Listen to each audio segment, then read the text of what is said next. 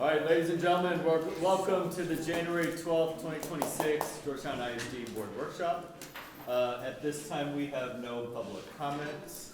And on today's agenda, we have a brief bond update, a bell schedule adjustment for the 26-27 school year discussion.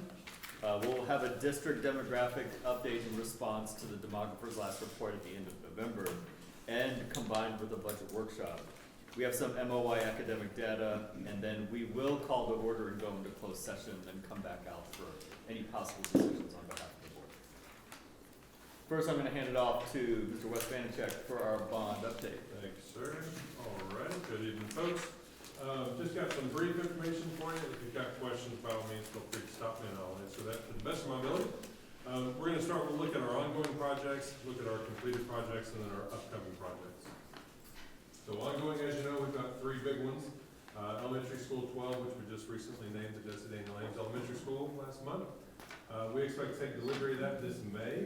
And then Middle School 5, we'll take delivery of that in May as well. And then, of course, High School 4, which is still ongoing out on DB Woods. We'll take delivery of that one in 2028. So just a quick picture looking at High School 4. If you've not been by, you can see a lot of action from the roadside. This is kind of the back side looking towards DB Woods. So you'll see the water tower kind of on the left side of the picture there. So starting to see it come to life and start to look like a school. So right there in the middle of the picture is where the football field will actually be. So you can kind of see all the building nests around it. So neat setup, blowing and going. And then moving over to the other side of town, we've got the elementary site and the middle school site. So the bottom is the elementary site, the top site is the middle school site. And East High School is just kind of right up outside the right top corner of the page right there. So we're making progress. These obviously look very much like a school. So we're rounding the corner, kind of the home stretch on these two projects that we'll take delivery of in May. As far as ongoing projects, any questions on those three? So completed projects, these are largely kind of things that bring kind of new life into the campuses. Some of it is deferred maintenance, some of it is refreshing. So you see renovating, of course, Old Knoll into the new Frost Elementary School. They're currently fully under operation. And then Cooper and Ford had fire alarm replacements. Cooper also had playground equipment replaced, and then corridor painting and flooring replacements. Mitchell, Village, and Forbes had that same corridor flooring. And so what you see so far as we got into a lot of schools and did a lot of the corridors and the common areas, which you'll see in the next few slides as we'll come back in this next summer and go into the classrooms and do the rest of the flooring, lighting, and painting upgrades as well. So just a little bit of before and after pictures. So the most stark difference, I think, is the Forbes one. Easy to see kind of before and after and the rendering there on the right. So really freshen them up. Not only aesthetically, but also those floor coverings require a lot less maintenance. So we're not going in and waxing floors every year. So we're also bringing down the maintenance cost and the life of the flooring as well. So questions on those? Y'all are going to hold me to the brief presentation. Yeah, that's right. So upcoming projects, so we've got the Forbes Middle School Weight Room and Fine Arts Edition. We expect that to begin this spring. Looking for kind of August, September completion. And then Eastview High School, the Performing Arts Center, and the Fieldhouse Edition. That construction will begin this fall, and then we're looking at summer of 2028. GHS South Falls doing some HVAC replacement this spring and summer. And we'll take a picture, take a look at some of those. So this is some renderings of the Eastview PACS facility. This is looking kind of from a northwest perspective. And then now kind of from a northeast perspective. So the main entrance is kind of down to your left, if you will. Wes, are we still thinking early 2028 for that? Like spring 2028? It's probably going to be closer to summer. Yeah, summer 2028. There's some interior looks. The field houses that are going through renovations are going to be expanding and better utilizing some space in the field house to bring it up kind of on par with Georgetown High School facilities as well as High School 4. Forbes, same thing. So take a look inside Forbes. This will be a new addition to that. So currently at Forbes is basically a metal barn. So that metal barn will go away, and there will be constructed a new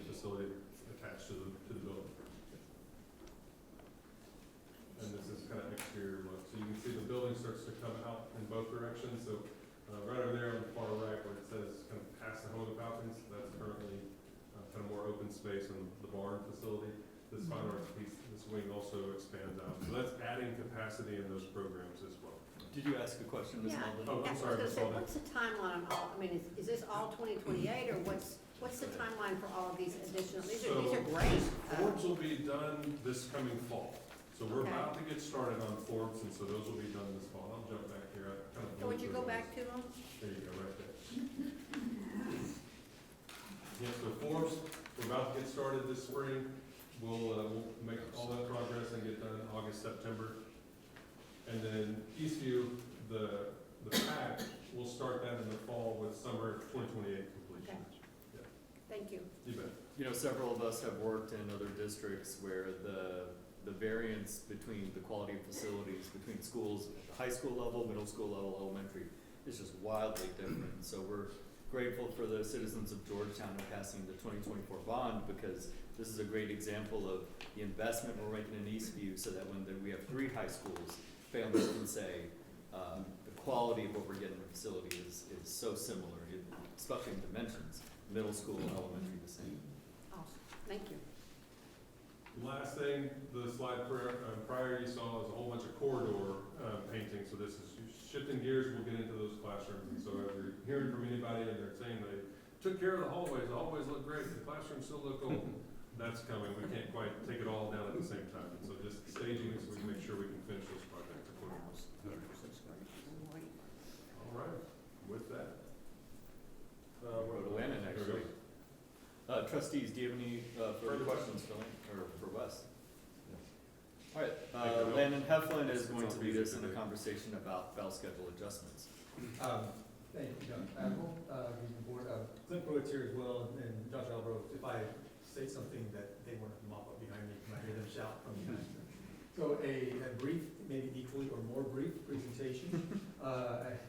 What we want to do is bring you a preview of what we'd like to bring to the board meeting for your consideration and action regarding next school year's bell schedule and school day.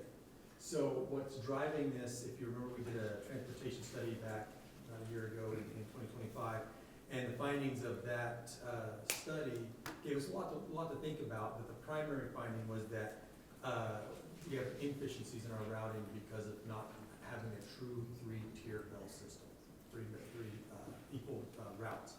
So our current bell times, as you can see in the indented bullets, right now between elementary and high school, we have 60 minutes. So we use the same buses over and over again, right? So same buses, same drivers, they run multiple routes. So 60 minutes between, and then between high school and middle school is only 20 minutes, and that's a real problem. The recommendation from the auditor that it gives us the most efficiency, and a lot of other reasons you're gonna see in just a minute, is to try to get to 50 minutes between those tiers. And that's challenging, but we think we landed on something we like. Just as a side note, each route we have to add costs the district between $75,000 and $80,000. Right, so if you start thinking about the number of routes we would need to add as we grow and sprawl, right, grow in student numbers and sprawl wider, you get 8, 9, 10, 11 routes in a school year, it's gonna be $1 million. Right, so kind of keep that math as we go along here. So what we're planning to do is transition to a balanced 3-tier routing system with the 50 minutes in between. Our goal obviously is to enhance the quality of service to our students. Students are getting picked up at bus line on time, buses that are arriving because they're not getting backlogged because there's traffic somewhere we weren't expecting. We can improve that efficiency in a big way, and just the whole experience for our students. Reducing annual operating costs, that's a big deal. Combating driver shortage and fleet footprint by reducing the number of total routes required. If you don't need as many drivers, you don't have as many of those challenges. Creating capacity to absorb additional, I hope that's not a bus, create capacity to absorb additional demand for future growth.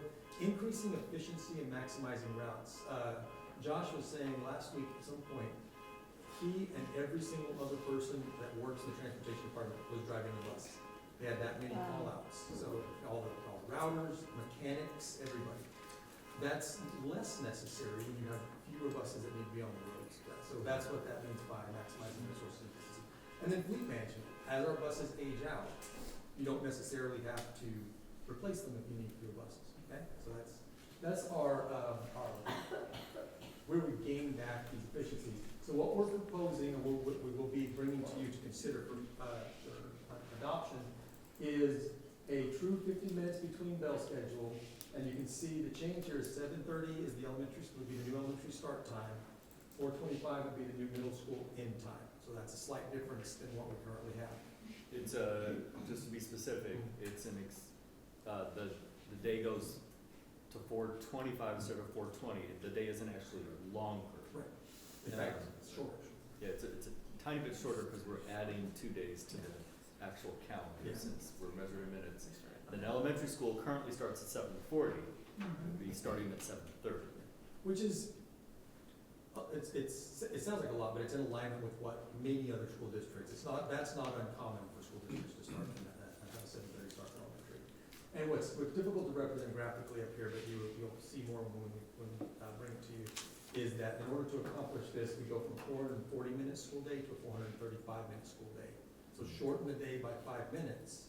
And to be able to do that and still get all the instructional minutes required, we would take 2 days that are bookmarked for staff development and add those back as instructional days. So Can you say that last minutes- piece one more time? I'm sorry, I was taking a note. So 5 minutes shorter in the school day I got that.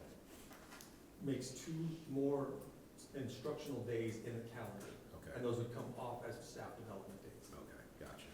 So it's an exchange of, that's how we can get to that. That's the way we can keep keep it 7:30 to 4:25, as opposed to going past 4:30 or starting earlier.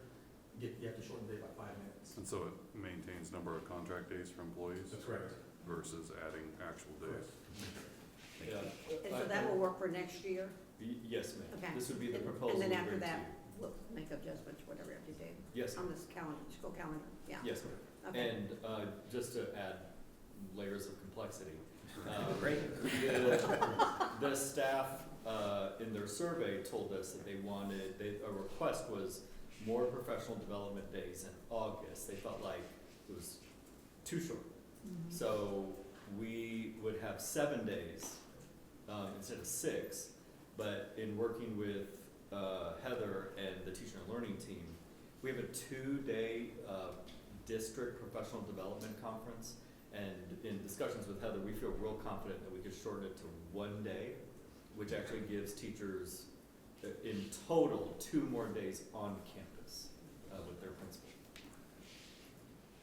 And so the italicized, leave behind mark here is anticipated savings by way of not spending money, by not adding routes for an extended period of time. It fixes some of our transportation efficiencies for, quite a few years. At some point, obviously, we'll start adding routes again and buses because we'll continue to grow. This gives us a lot of buffer. So this is the preview. I'll answer some questions if you have them now, but we'll bring it for action in the board meeting this month. Yes, ma'am. I was just curious, can you go back that last slide? What was the reason why, and I'm sure there was a really good reason, why you had high school being picked up at 8:20 and middle school being picked up at 9:10? Usually because of the age of the difference of that you would flip that. But I'm sure there's a good reason why you went with that direction, so I just would be interested to know what it was. This is our current setup. Elementary goes, then high, then middle, so I have to go back to when we made that decision before. But I can tell you, among a lot of reasons that factor in, one is safety. We have our high school students dismissing, they're the drivers, and they're getting out when everyone else is getting off of work. That's a lot of traffic congestion that we can keep off the roads here in Georgetown, and make it safer for our new drivers.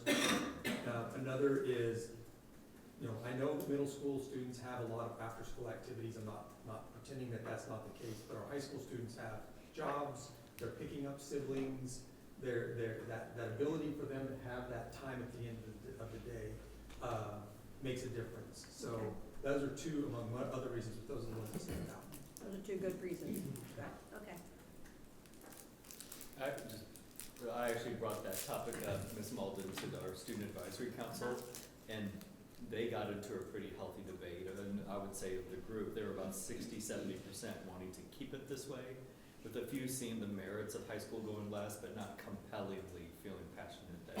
Okay. And adding on to what you said, as far as establishing this bell schedule here, what kind of feedback or input, like middle middle school principals? Did they all kind of, Yeah, before this got presented to us? we've been kicking this around with many district leaders for months now. We brought it to the principals last Thursday, all three groups of principals, for sort of last round discussion, make sure they have eyes on it. The feedback we got is good, right? Everyone's, there's always the questions about the lifestyle of the parents who have to drop off the babies, and we're gonna work with Early Learning Center to look, adjust their hours. Lots of details about the way our staff time is set up, but they're on board with what we're proposing regarding the change here.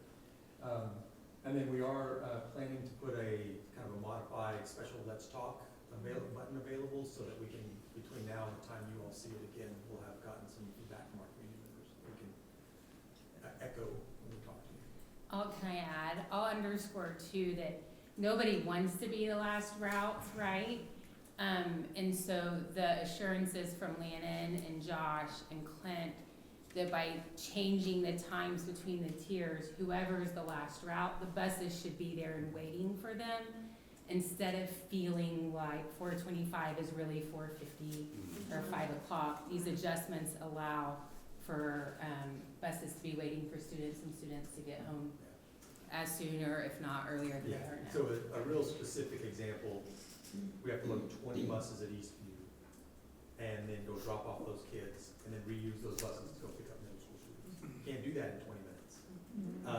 So those 20 buses load in 2 waves, so that really compounds it, right? And if there's even a tiny traffic issue out there, so what Lindsay's describing is correct. Now with the 50 minutes and the more efficient turnover, those buses are showing up to the middle schools at the bell, promises sitting outside waiting for the students as they're dismissed, and then they're getting home earlier than they some rides are longer than others.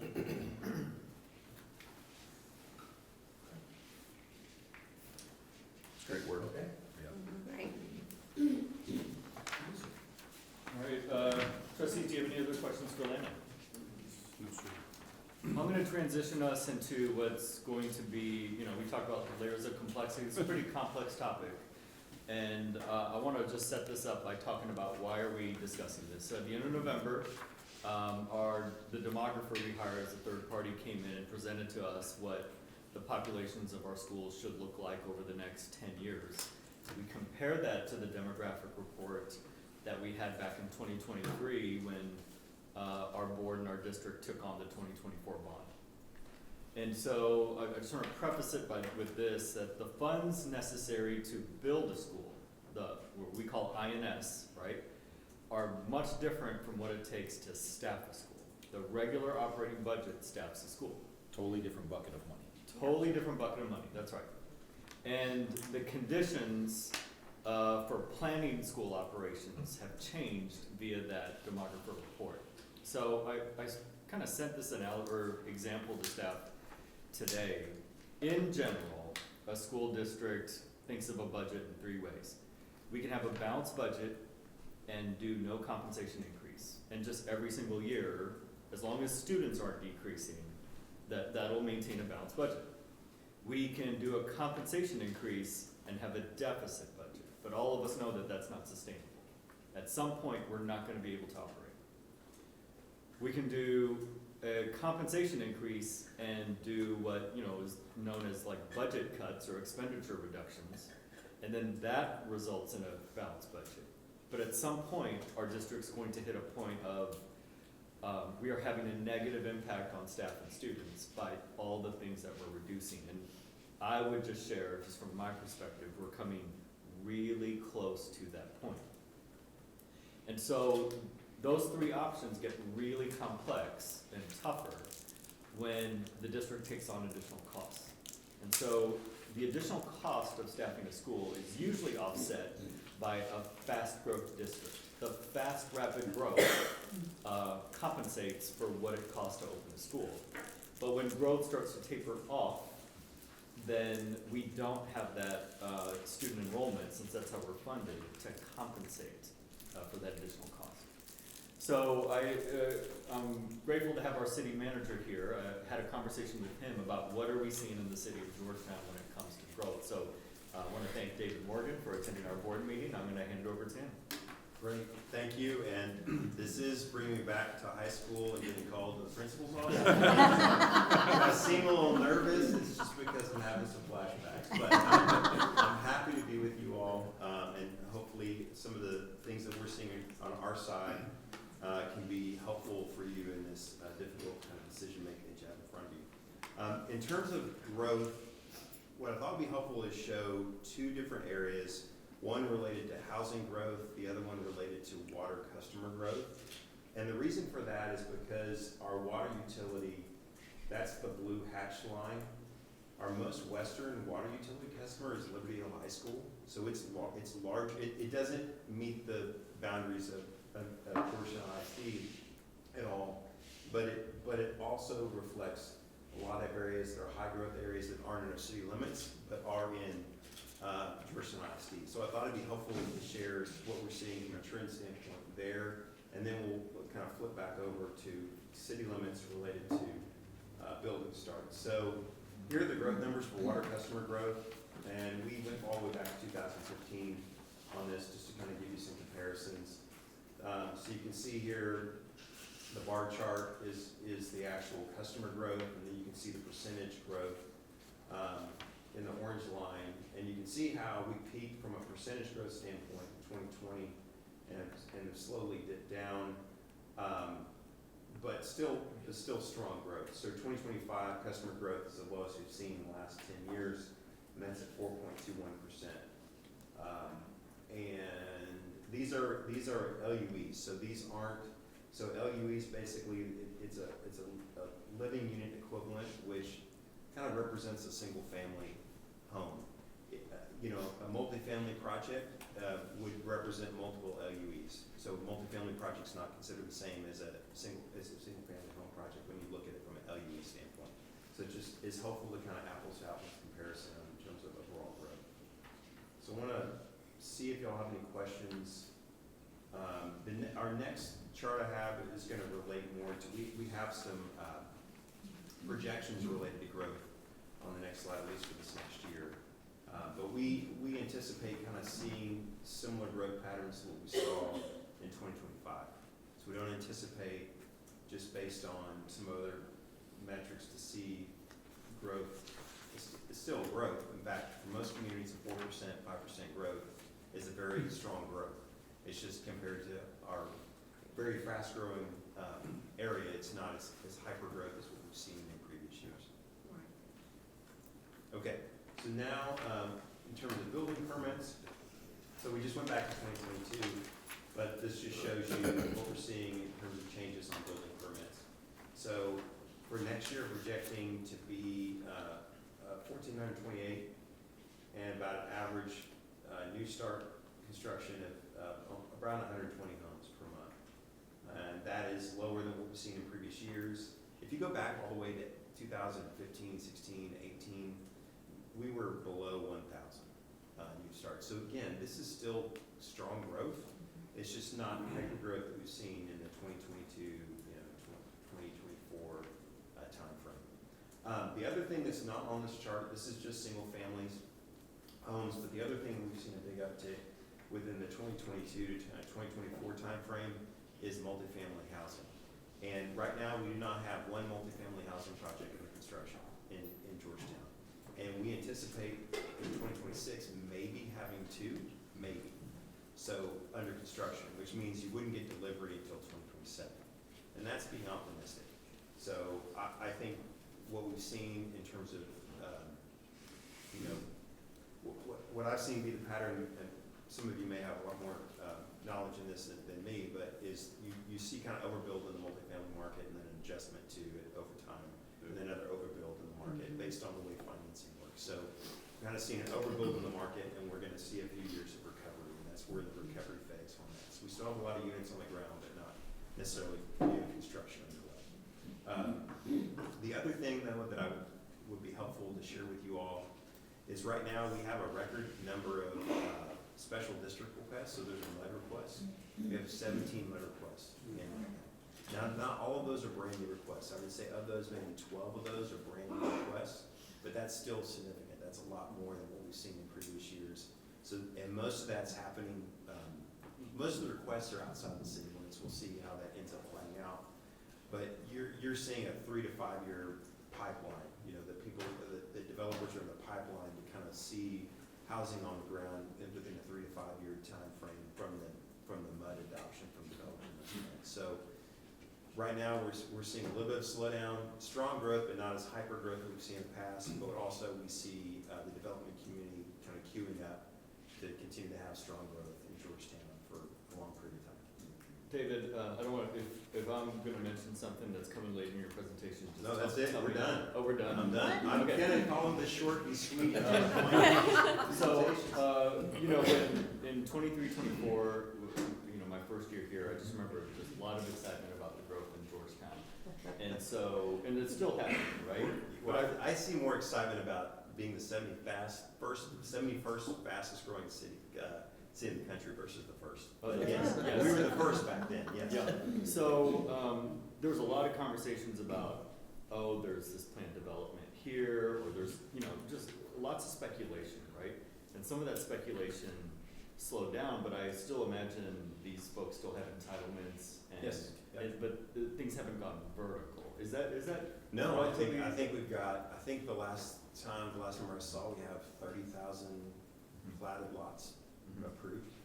So, yeah, so that's approved, ready to go, just has to get a permit, they don't need to go through a full entitlement process. So there's still, yeah, plenty of, but that's not unusual for entitlement to occur, to get the approvals to develop lots and then, you know, wait for the right time in the market.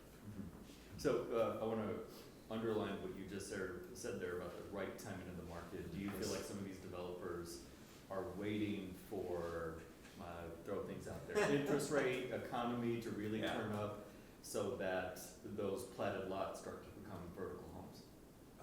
Yeah, I think that, well, my take is interest rates have had a significant impact on the market, and that, you know, when, you know, I don't have a crystal ball on what's gonna happen on that, but, I would think that there's pent-up demand there. That's what we hear from builders, and so we'll have to see, you know, how that plays itself out. So that, I think that's a big factor. But there are a lot of, you're seeing this more, just recently, we do have several large companies and more that are in the pipeline coming to this area, coming to Georgetown. We had a meeting with, actually, your superintendent was there, meeting with some of the large employers that are coming to Georgetown, talking about workforce development, training, and things that we can do. And so there's continued to be, you know, job growth, and as a result, that'll translate into housing demand. Thank you, Dave. Trustees, do you have any questions for David while he's? Do you guys are you guys seeing an increase in like the de-annexation and kind of that peel off? Not an uptick, we're seeing that be consistent, and it's all over the board, so I think we're up to probably 4,500 acres now that have been disannexed. So basically what that means is we have our ETJ area, that's our growth area outside of our city limits, and state law allows for de-annexation to occur without any city approval, but we do recognize it so that we can track it. So almost maybe 2 or 3 out of the 12 or so MUDs would automatically develop in the city limits or annex in the city limits. Most of them would like to live outside the city, or to be outside the city limits. The primary driver around that is they want to use the city's tax rate because they feel like there's a cap on what the tax rate can be in the market, which is typically around $3. So they take all the local jurisdictions' tax rates and they see what's left over, so what they can charge and get reimbursed through a MUD. And usually they don't want the city's increment to be in there because they can basically get a higher reimbursement for the development as a result of that. I'm not saying they don't need it. I'm just saying that that's typically the motivation around it. So then it becomes but they want the city's wastewater, different services from the city, and so that's where the negotiation starts. And does it create a blind spot for us in terms of growth? Do we have less visibility? Does the city have less visibility into what's going on once that happens? That's a great question. I think the answer is No, because they typically want to get, because the way the state law works is it is a faster route for them to get approval from the state to go through the city, to get consent from the city to be able to then go and get TCQ approval and get state approval for their mud. So because of that, we typically, or we do have, when it's in our ETJ, we do have some awareness of the mud and negotiations because of that benefit for the development community to go that route. But outside of but there are areas within the school district limits that are not in the city's ETJ. Sure. We do not have visibility on that. Hopefully the county has more visibility on that. Some of the areas I've heard, and maybe hopefully you all, I'm sure you're tracking that, are muds that are happening in the Weir, Walbert area. Yeah. Appreciate it. I don't have a question, but Woodfield Preserve, both sides of Shell Road, are they considered a mud? Yes, oh, they're absolutely mud. Okay, Lennar. and then all the way out Palmer Ranch, you just see development. I don't think, I'm trying to think of how many subdivisions have actually been developed in Georgetown without a mud. I would say, been here 10 years, so I would say maybe 4. Almost all because it's so advantageous to use a mud to help finance your project. So, and that's pretty much. So Shell Road is a mud. I noticed that on my son's tax thing. Yes. It says Shell Road something. Mud district, that's right. Cha-ching. It's very important for people, when you're buying a home, when you see the field across from you, you should ask, is that a park? When they say no, then you just have to assume that that's gonna be developed, so that's the first thing. And then second thing is ask if there's a mud and what's the mud tax and all of that stuff. Those are good things to ask. Our CFO Kenneth Alex and I are going to continue setting some context here, but thank you very much, David. You're welcome to hang out. Thank you, David. I'm supposed to be in my house at 6:30, so I'm making sure I'm gonna be on time. Thank you very much. I'm happy to answer any questions. Thank you, David. Thank you.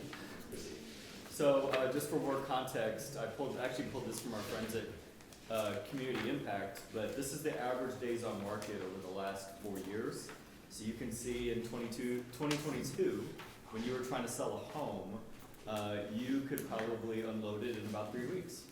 And you can see that this year, it is about 100 days on market on average, if you list a home in Georgetown. In white there is actually the 30-year interest rate for August of each of those years as well, just so you have some comparison. Trustees, you know this, but for the context of the room, district revenue never increases unless the attendance rate increases, more students enroll, or the state increases funding in public education, or the local school district increases the tax rate. Those are the only 4 ways new revenue comes into the school district.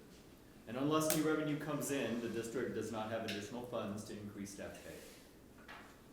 District must maintain a healthy fund balance in order to ensure payroll costs are met in the fall and to offset unexpected expenses. Our fund balance is currently at about 24%. And despite growth, opening a new school costs money. Those ballpark estimated costs for an elementary school are anywhere from $1.5 to $2.2 million. And quote unquote ballpark of operating cost of a middle school is $2.5 to $3.5 million. So I want to bring your attention to the 2023 demographer report. That report when they projected what 26-27 would look like, which was not so far away, it's a 3-year window, estimated that there would be 14,479 students in Georgetown. The 2025 report says that next year should have 14,095. It's a difference of 384 students. Kenneth, do you want to just highlight these slides about our schools? So to give context, you have 3 columns of numbers. The first column is just the capacity at each one of those elementary campuses. And the next column is what the demographer projected those campuses enrollments would be next year in 26-27, versus the final column is what the demographer is projecting them actually to be. So the shading, the green is if it was within 10% of capacity, and then if it's yellow, it's expected to be over capacity. So it kind of answers the question of, we're having a conversation now, tonight, about, hey, we're gonna be opening schools, well, why would we even consider not opening them?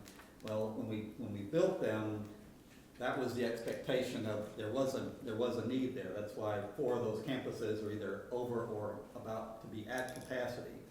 An interesting number, when you look at that bottom number in 23 and compare that to the number on the right, you see it's between 700 to 800 fewer kids now than what it was assumed just a few years ago. And so that's a big, difference between what was thought when the trigger was pulled to build those schools and where it actually is now. So that's on the elementary side. The next is the same logic on the middle school side. You see that in the 23 projection had Tippett over capacity, Wagner almost at capacity, and then now the projection is just Tippett alone would be over capacity. So, the world has just kind of changed from just a few years ago. So that's really the message of those slides. So, this is gonna be borderline redundant, but you can see just details on this slide. Projections are most accurate in a 3-year window, so that 3 years usually holds pretty tight. But a lot of variables have changed in the state of Texas over those 3 years. Economic changes, legislative changes, and then because of the economic slowdown, home builder development that was projected, well, it's still there, it's just sitting dormant until home sales are cut. So with the revenue difference between what was projected in 2023 versus what's projected in 2025, it's a difference in revenue of about $3.8 million. Before we go into all the numbers, Sir? when you and I started discussing this, I was pretty upset with our demographer and asked you guys to dig into their actual historical accuracy because I felt like they needed to be fired at some point. And because I was wrong. I just want to make sure someone else that's looking at this is going to ask the same question. Why would we trade off these numbers? And then I question the results of the numbers. Their historical accuracy, I think Landon did the legwork for us, I believe. Yeah, Landon, do you want to speak to that? Because the demographer projection, I mean, we're literally making significant decisions based upon what we're projecting, 3 years out. So Yeah, I think the best thing is to repeat what Dr. Paddle pointed out is that it's like with any kind of forecasting, whether the closer you are to the day, the more accurate the number, right? And then as variables that are unforeseeable, so if you look at the 10-year projection, any time, we can all the way back to 2017 when I first got here, you can look at 10 years out and see, that number's not correct compared to what they thought it would be. But when you get in closer, 2, 3, 4% difference between what you projected and what we actually land with. So, and in most cases, until this year, we've always With the exception of this last 2-year window. Yeah, and COVID, right, which was Which nobody. Yeah, and so, the demographer has, to the best of his ability, in my opinion, floated the warnings of doing, that's why he's changed his strategy to giving us a range, of high, medium, low, medium, high. Because, school competition, interest rates, things that are outside of mathematical knowing, he's becoming more conscientious of, I need to slow down, back these numbers down a little bit, and according to what our conversation is, that's not just Georgetown.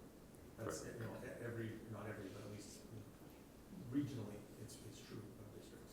And that was the compelling piece to me, that they missed their numbers, but the whole game has shifted.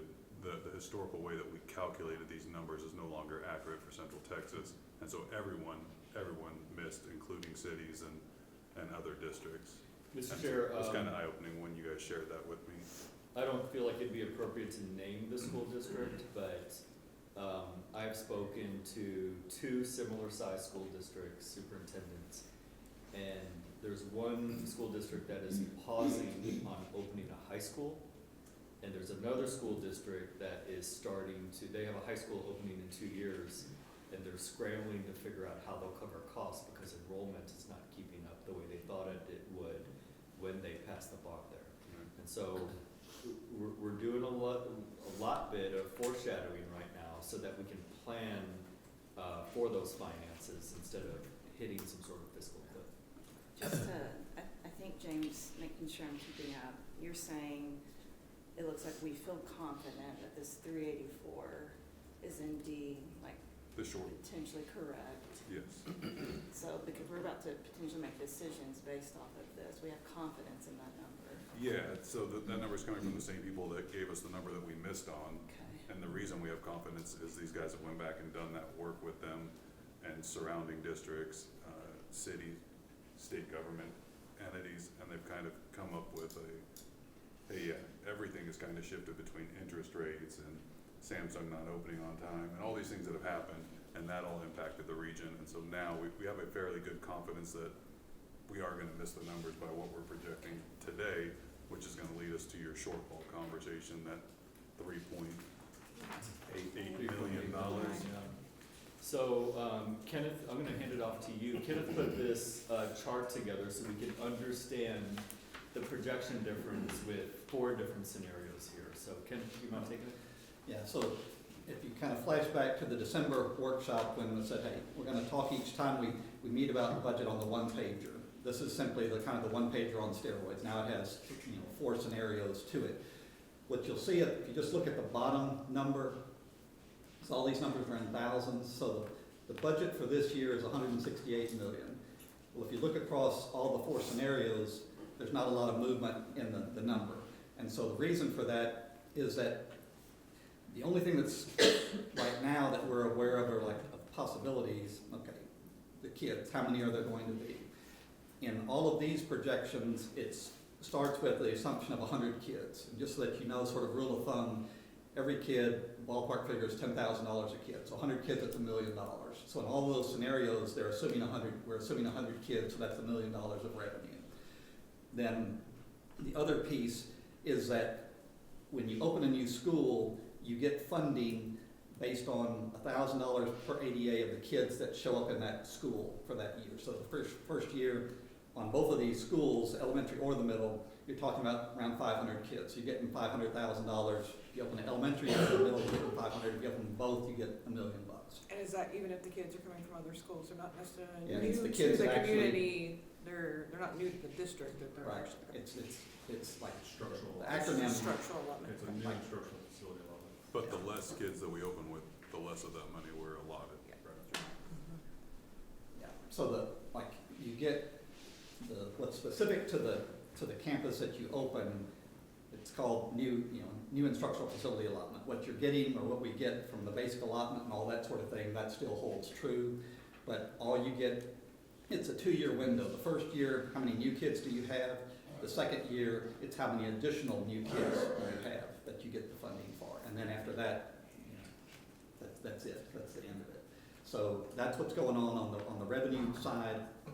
On the expense side, the 4 scenarios are this. The first column that has the heading of like yellow shading at the top, no new schools, no cuts.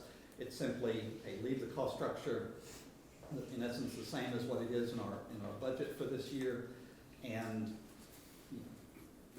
that's kind of So with that, when you look at the bottom line, that would have a $1.2 million positive amount. Now, a big variable in that assumption is that's also no pay raises. Okay, so in terms of that number, just so you have a rule of thumb in your mind, every time we would say 1%, that's 1.3 million of cost. Okay, so with 1%, we could take that number from 1.2 to 0. Just a 1% raise would say, hey, no cuts, no new schools, and we're balanced at that point. Then only opening elementary 12. The biggest number there that we're adding is on line 19, that first kind of number in the middle of $2 million. That's the staffing cost to open elementary 12. And if you just continue along that line, it's sort of like an elementary cost you staffing of $2 million, a middle school 3, both of them is the sum of that, $5 million. When you open the school, that's your biggest cost is the payroll. Then if you look on line 32, those are the facility-related costs, the lights, the electricity, the water, all that kind of thing. So that's $180,000 $380,000 for the elementary, $240 for the middle, and $420 if you do them. And your staffing budget is based off what assumption? Full What it would staffing? take, like the principal, and Mandy can speak to the detail of That's that. full staffing, like if every kid showed up when we were at capacity, or that's the assumption of what we're actually gonna Staffing into the open needs at that? of the numbers. That's right, so based on the projected numbers. So if we're projecting 400 kids, that's staffing based off that projected, that we're Correct, projecting and the then of revenue course you from. have to add front office staff, assistant Sure, principals, sure. counselors. Yeah. We also include Custodial, nutrition everybody. services, cafeteria workers, Yeah. custodials. and Therapists, the all whole that. nine. Yeah. Yeah. Okay. So with that, then the only other thing to kind of just mention, you see below that $2 million, $3 million, $5 million number are potential reductions in staffing components in each of those. And so when you net those, you see that the total salaries and benefits, they stay pretty consistent under the scenarios. If we include the staffing cuts, but the range is kind of like 137 million up to 141 million. And the bottom line, the very bottom line, line 38, the four scenarios have a variable of, like, biggest hole is 1.7 million if you put the switch on both schools, to 1.2 if did nothing, but all of that assumes, no raises. So, I know you all got that, but I just want to underscore it. This column, this first one, no new schools, no cuts, it is a surplus, so we're not reducing anything, but these three columns include reducing ballpark $1.5 million, $1 million to $1.5 million of expenditures in order to make that bottom line, line 38 happen. And then where does that transportation cost we just discussed earlier, is that baked in already?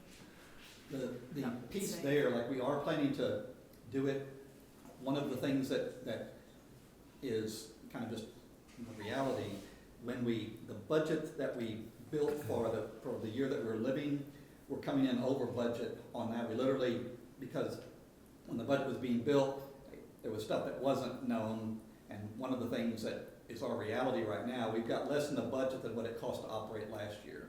Okay, so we under budgeted that line item. So then when we say, well, hey, if we cut routes, we're gonna reduce money, and we're still working that, so we don't have a hard number on that. But that, when you're gonna be over budget, some of that savings you're gonna get, you don't actually change your budget number because we're gonna come over on that one.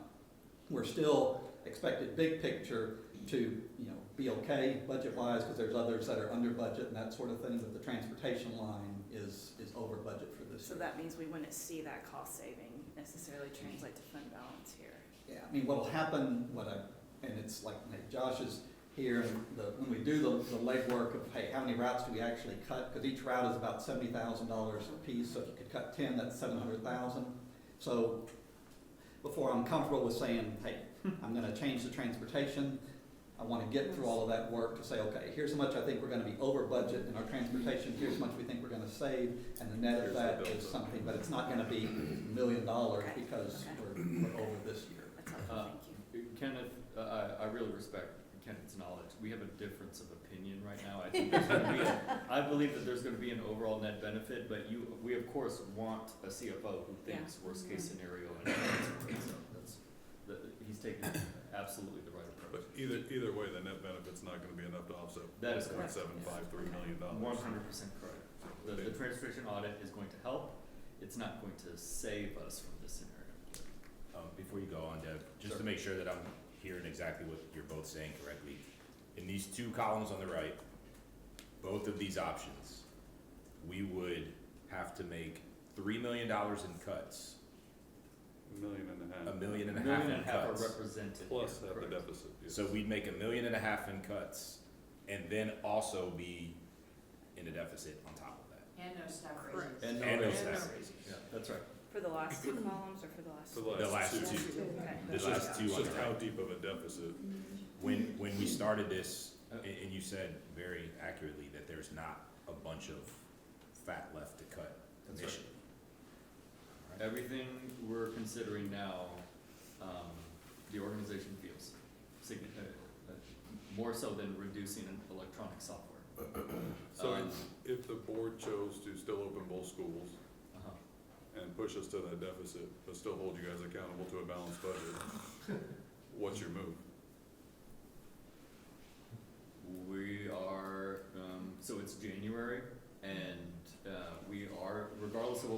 here, we're going to go through the budget exercise this district has gone through for the last 2 years. And we would have to consider, significant reductions such as, raising class size, such as, in the future, we would have to talk about, for sure, undoing block schedule at the high school level. We would have to talk about, reducing more teacher support positions, those interventionists, instructional coaches, significant decisions for the organization. And we would do all that, still not have raises. Yeah. Important note, I think there may have been some confusion, there's no raises anywhere on this grid.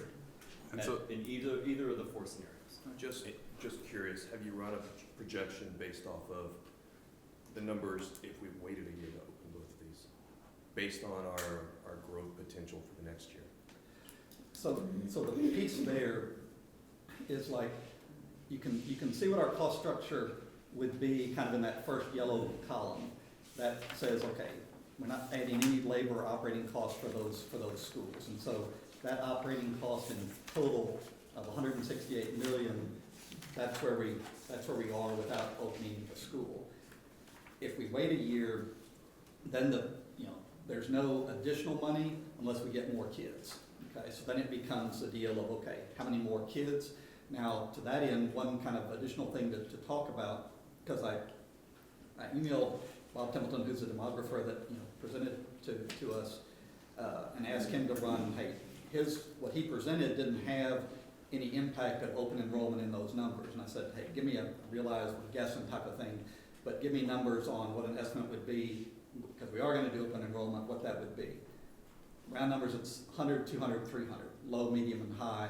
So you've got the potential, or we've got the potential for $1 million, $2 million, $3 million of the benefit of open enrollment. So if we're betting our budget right now on the assumption of 100 kids, so if we get 100, that's $2 million. Another, it's 3 million, all that kind of thing. So that's kind of the range. So hey, the hope is next year there's more kids. Hey, if I'm hoping for us, it's an open enrollment is the ball takes off and goes over the fence, so we get 200 or 300 kids from that, and then the economy picks up, more people. This is a destination type of district, so you get that going for us and build momentum. Hey, that's the hope, but it's really from a money standpoint, we travel on kids. I mean that's where the funding source is, and so to win the game, especially when we're adding our cost structure with the campuses, you need the kids. so let me ask Cody's question slightly differently. How many kids do we need to add to enrollment? I don't care where they come from. How many kids do we have to add to offset $1.8 million? 180 kids, right? Exactly So we would be betting on if by delaying a year, 180 kids, we would open at a break even essentially. The other option would be we ask the community for more tax money through a ratification, and what does that look like in terms of what's every penny that we ask for? It's like $900,000 roughly. Yeah. So we'd have to ask for, just to break even by opening schools, we'd have to ask the community to give us 2 cents. And so essentially, if we make this decision, that's the shortfall you have to come up. That's still not giving you staff raises, and that's still with us removing that $1.5 million of cuts that we're looking at. And essentially, if we went at the minimum, it's just kicking the can down the road for things like, when I asked you guys what would happen if we forced you to make to make a balanced budget and still open those schools, the silence in your faces told me everything I needed to know.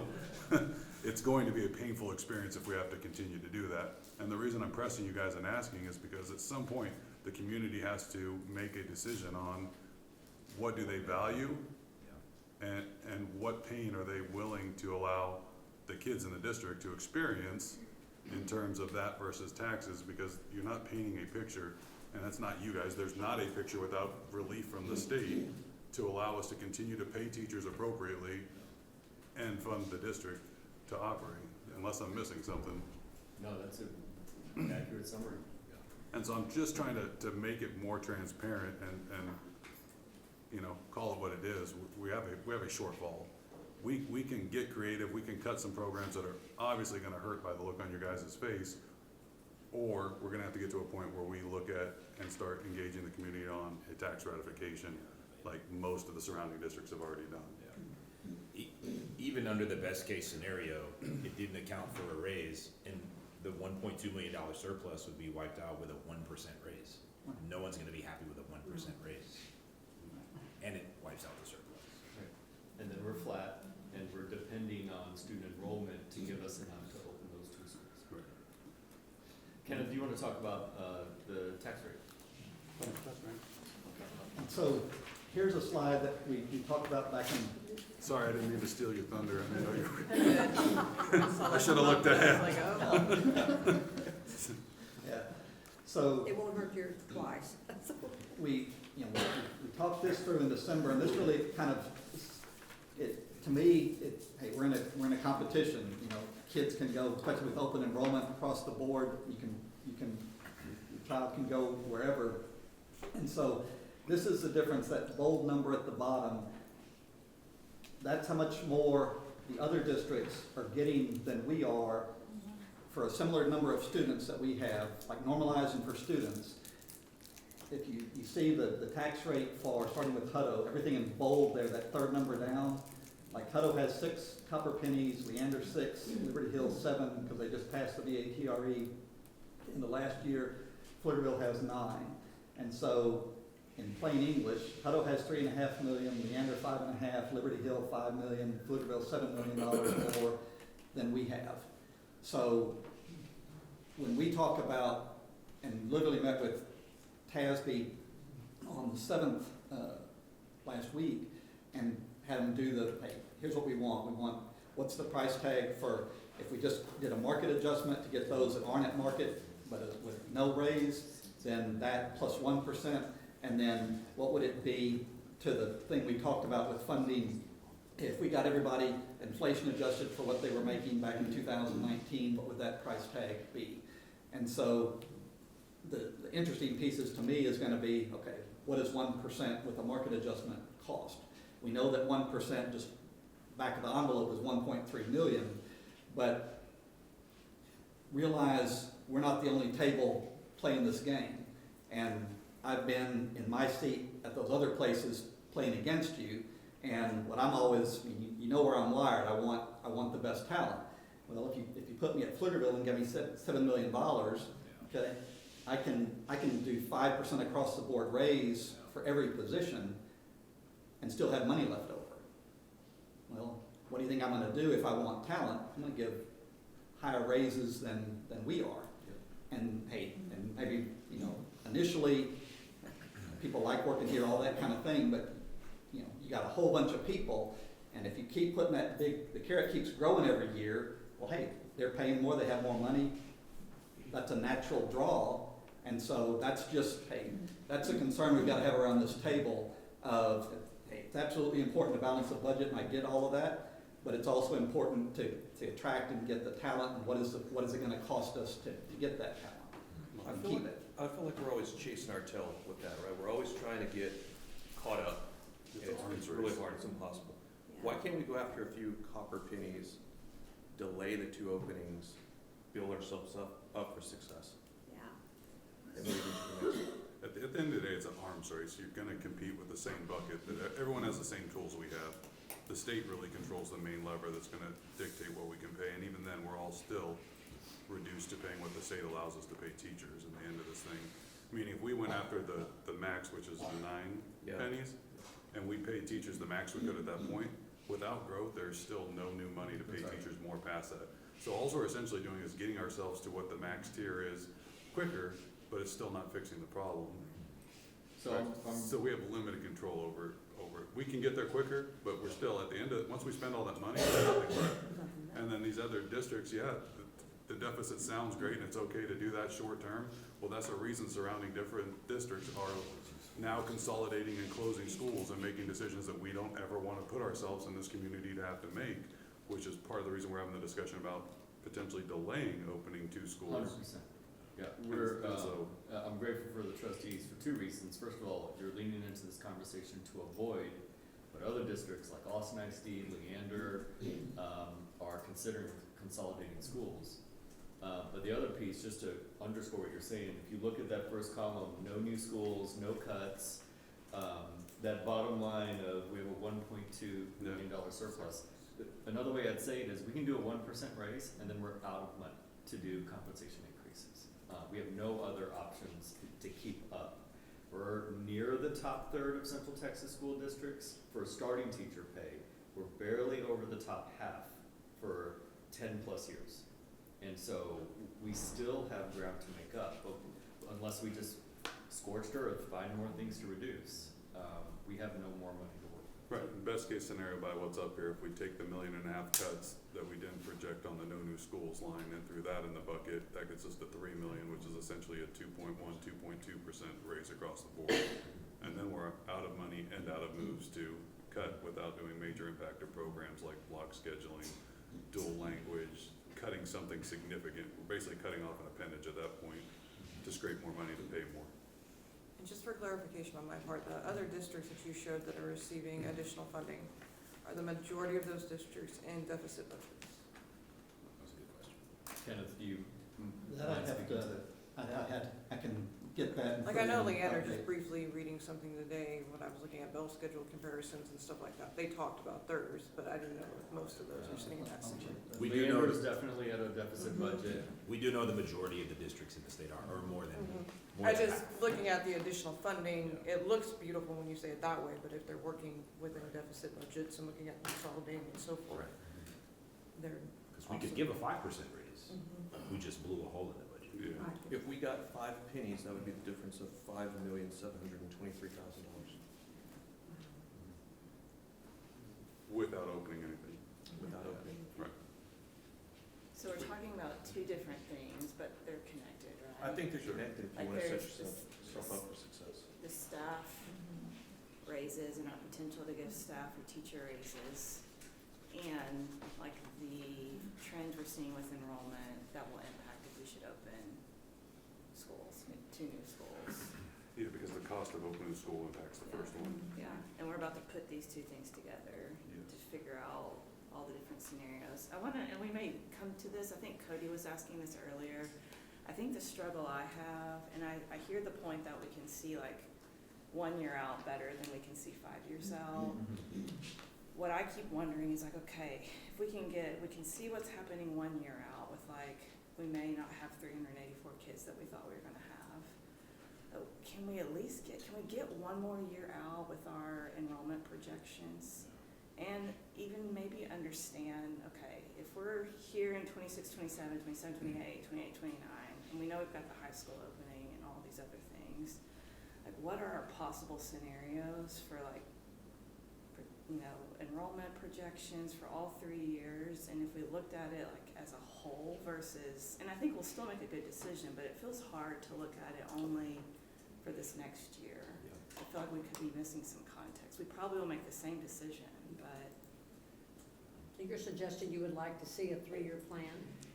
I Would think be this can helpful. get more I complex. can see where that would Yeah. be really helpful. Just to- first, I mean, if we're I gonna think go that's a through good this idea. exercise, yeah. Based off of projections. Yeah. Do we still have that content in the slideshow of 3 or 4 years out, or was that taken out?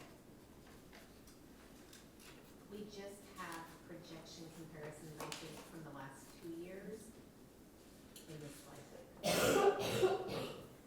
So it doesn't have to be now, but I think it would be in Cody's question about, like, well, what do we see for next year?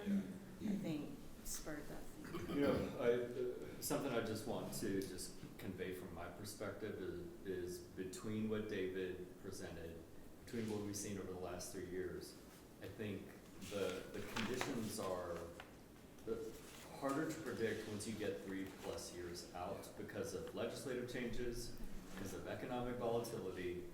And so, you know, my concern and what part of the reasons I'm asking that we bring it to the trustees is if we were to, my heart wants to open these 2 schools. My head is saying, hold on. Because if we open both schools next year, the concern I'm asking the trustees to wrestle with is, do we put ourselves in the position of causing an economic or a financial hole for the district that all of a sudden we have to dig ourselves out of? you know, right now, if we look ahead, this is, you know, consideration number one, just putting in print what Kenneth has in the slides. If we open both schools, our fund balance goes to 22%, and we're at a deficit, right? Which means that deficit continues every year. And at what percentage does it hit our first rating? 20? I think 20 is the limit. Is that the low? Is the idea. If you don't know, I'm just curious. And then at what limit will it hit our bond ratings, which will really cost us a shit ton of money? I mean, a lot of money, sorry. Policy says we have to be between 20 and 30. The actual impact to a first rating, it isn't actually under 20%, it's a degree under it. Yeah, we don't need that today, I'm just, We'll get that. yeah. So, but at 22%, now we're having trouble covering costs in the fall in terms of payroll, once we start to get into the teens. If we open both schools, here are some implications for you to consider as trustees and give us feedback on. Positives are we open as planned, we finished the rezoning process that we've initiated this year, and we build capacity for enrollment at multiple campuses. The downside is if enrollment does not increase substantially in 2027, we may have to consider serious expense reductions as a district. Another downside is opening both schools challenges our opportunity for a teacher and staff pay raise, definite. The consideration number 2 is open the middle school only. We'd be at a deficit budget of $575,000. Our fund balance would be at 23%. This is assuming we do those reductions along with it, and no staff raise. This would relieve overcrowding at Tippett, And that overcrowding number is what, projected to be at what? Was it 39? I know it was in something you previously shared with the board. I think it was 33. It wasn't much. It's under 900, but I believe the number was 883, and the functional capacity of that school is 850. Okay, so we 50-ish kids over, technically. We can still, in this scenario, if we open the middle school only, we can still relieve overcrowding at Wolf Ranch Elementary. We can do a Wolf Ranch specific rezoning, as planned. And then we would have not as much of a cost savings as opening the elementary school only, which would be an actual surplus of $1 million. The overcrowding at Tippett is actually here on this screen. It's over by 39 students. And then we'd have a fund balance of 24%. And this assumes we do all those reductions that we just ballparked for you. And then would not include any kind of step raise as well. And so by Wolf Ranch Elementary modified rezoning plan, we would rezone, if we only open the middle school, we'd still rezone Wolf Ranch, and then when we open the middle school, rezone them again? Or they would just take that rezoning? Yeah, so let's pretend, for argument's sake, we didn't open either school. We could still do a rezoning of Wolf Ranch, since the majority of Wolf Ranch is going to San Gabriel Elementary. Right, and so a year later, we're making the assumption that if we choose to open that elementary school, That's correct. a year later, that zoning would not be impacted a second time. Not the Wolf Ranch zoning, but the rest of Georgetown. Okay, all right. That's correct. I've got a question about overcrowding. I probably should know this, but projected plus 39, is that at 100% capacity? Oh, I'm gonna let Landon take it. I didn't factor the number plus 39, so I'm not exactly sure. Well, I mean, whatever, like if we said that we're overcrowded by one student, is that when we're at 100% capacity? That's 100% functional capacity. But we averaged 94? We like 85. I mean, you Okay. can talk to your principals and. So realistically, you're not overcrowding yet. I mean, if every kid goes to school that day, then you've got one too many kids, right? But because of our, yeah, so it's because of our attendance, But because of our but they still have attendance. to hire staff for Yeah, that total number. So specifically for Tippett Middle School, if we were not to rezone middle schools, you know, Clint and his team are gonna talk to the principal about is there a space for a portable building? Are teachers floating in where there's open classrooms in order to make that school population happen? Do we know how the middle school principals usually navigate this type of overcrowding? I mean, in particular Tippett, but I'm trying to keep it broad. I can't speak to Georgetown ISD, but I was at an overcrowded middle school, and I think so was Amanda, as middle school principals. And we do things like we have portable buildings, we float teachers, so a teacher, like let's say we have a coach who also teaches core content, so they have less sections. And so you're just plotting them in different parts of the building, and they don't get their own sole classroom. Right, we've done portables, we've staggered passing periods, we've had an additional lunch, things like that, because that's sometimes where the capacity Creates is space. as much in the hallways and cafeteria and gyms and things like that, and then once you figure out the classroom piece. When we talk about functional capacity, adding portable, which is adding classrooms, right? So building a wing or anything else, you're not building a bigger, you're not adding a cafeteria, you're not adding more bathrooms, you're not adding more playground space. So that's where the squeeze gets felt. It's not in the number of classrooms you have. That's helpful. The functioning components of the building don't grow with those kids. And so you're adding, I thought in the middle school, and I don't know if we had 11 lunches. We're so far over capacity. A question. So Stacy brought up a good question in the weekly about when the warranty starts, and that's when we take over the building. I appreciate you answering that. What about the new institutional facility allotment? That would start when we actually put bodies in the school, right? Not when we take over the building. So we're not losing a year to that if we delay the warranty. Can I go, Oh, yes, ma'am. the middle school question, and I know we're gonna talk about this in a minute, and it's probably just another thing to throw into the mix, but, you know, thinking about impact on student outcomes. I don't know if there's anything we can take away from if you're over 39, if that has a significant impact or not. But in our budgeting process, if we try to align our decisions to that, just, I think doing our due diligence, and of course hearing from the principal over there would be important. At some point, just make sure we get that input. Absolutely. And I just want to make it clear, between myself and our team, we're not actually taking a position on either of these considerations for the trustees. You know, I don't have to explain this to you. As trustees, you have two major responsibilities include hiring, evaluating, and firing the superintendent, and then second is approving the budget of the school district. This is a major budget consideration that we're looking to the trustees to weigh in on. If we open this elementary school, it's the best option for cost savings of the two, elementary and middle. We have projected enrollment at Tippett as a negative that would exceed capacity. And then current elementary schools actually have more capacity than the middle schools have right now. The middle schools are close to 80 to 100% full. Landon, am I off there? Okay. Lastly, the delay of opening both schools. Kenneth has gone through all of this with you, so I won't belabor the point. Our fund balance would remain around 24%, so it's a maximum cost savings as a school district. It's the best opportunity to maintain a balanced budget, but on the downside here, we delay the rezoning effort for middle school and elementary, aside from Wolf Ranch. And then enrollment would exceed capacity at Tippett Middle School. You know, Ms. Gallardo, you brought up, like, it sounds, you know, we have two competing things here. It's increasing compensation and it's the balanced budget issue. I will just share as your superintendent, I'm primarily taking the perspective of what are the implications of a deficit budget.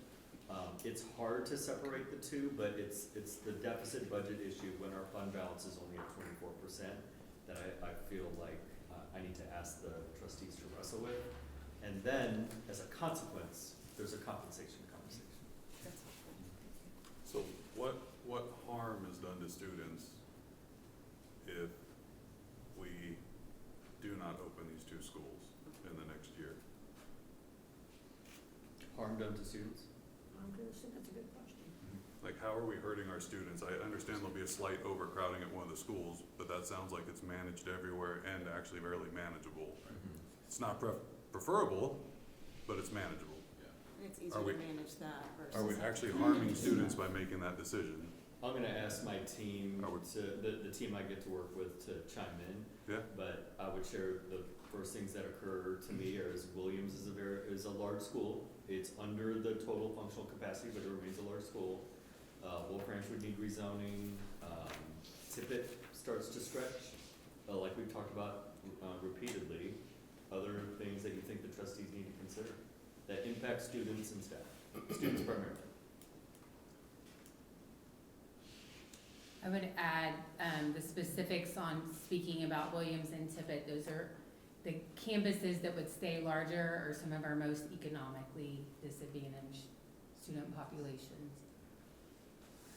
And then what's the harm to students if we open both and have a 1.8 million in deficit and ask you guys to find cuts to make up for that? Because we're gonna have to make up for it either next year, the year after, or get money from the taxpayers. There's no option to have multiple years of a $2 million deficit with where our fund balance is at. So what's the harm when we have to start cutting that 1.8 million? And the discomfort in this room when I asked that earlier makes me feel like there's more harm being done to the system, the students and the staff by doing that than potentially by delaying this decision to open a year. Mr. President, I'm not a gambling person, but to open at, to roll into next year both schools and we have a deficit budget, you're gambling on the assumption that enrollment's gonna swing way up with the economy in subsequent years, hopefully as close to next year as possible.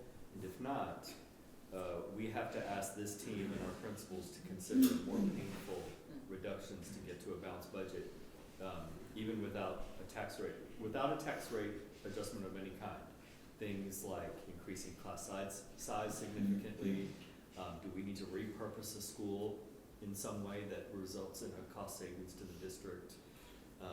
Research says that class size doesn't have an impact on overall student achievement, but if you talk to any teacher in Georgetown and you say your class size is going from 25 to 28, or elementary class size is going to 24, I can guarantee you it's going to have an impact on that. Is it possible to go to Tippett and say, we're gonna offer a voluntary rezoning, and you can take 40 kids, like if you wanna take your kid to other elementary, that's Essentially open enrollment. inter-district Yeah, open enrollment.